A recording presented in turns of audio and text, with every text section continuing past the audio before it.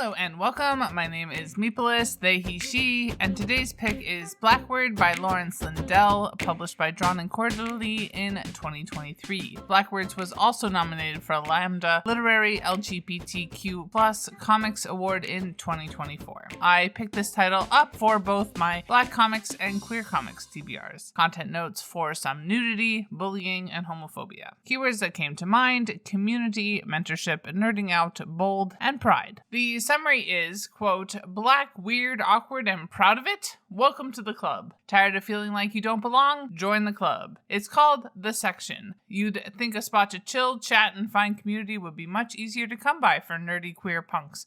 But when four longtime Bookish BFFs, Lika, Amor, Lala, and Tony, can't find what they need, they take matters into their own hands and create a space where they can be 100% who they are, Black, queer, and weird. The group puts a call out for all awkward Black folks to come on down to the community center to connect. But low attendance and IRL run-ins with trolls of all kinds only rock everybody with anxiety. As our protagonists start to question the merits of their vision, a lifetime of insecurities about not being good enough, Black enough, bubbles to the surface. Will they find a way to turn it around in time for their radical brainchild, the Blackward Zine Fest? Lawrence Lindell's characters pop from the page in playful technicolor. From mental health to romance, micro and macro aggressions to joy, our crew tackles everything life throws at them in this heartwarming tale about building a place to belong and the power of community. End quote. Lawrence Lindell, they, is an educator, artist, and musician in California. His work focuses on, quote, Blackness, mental health, and queerness. They also run the small press Laniha House with their spouse, Brina Nunez. Looking at the writing, this was an engaging romp of a read, a story of fighting off bullies and how neutrality protects the status quo. Not only just an interesting story, I appreciated the way this volume is also a stealth introduction to organizing. A+.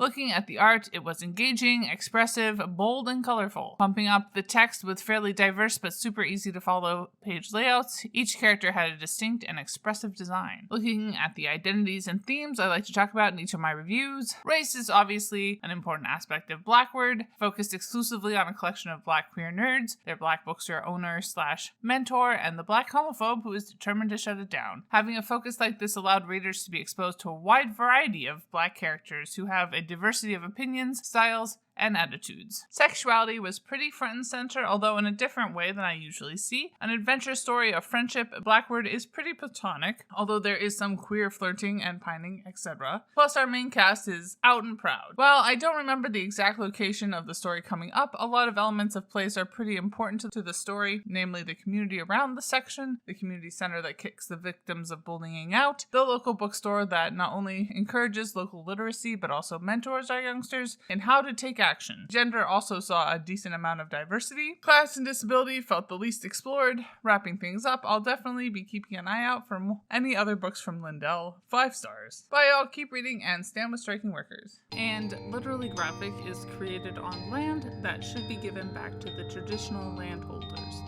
which in this case is, to my knowledge, the Mississaugas of the Credit First Nation, an Anishinaabe people, the Haudenosaunee Confederacy, and the Huron-Wendat Nation.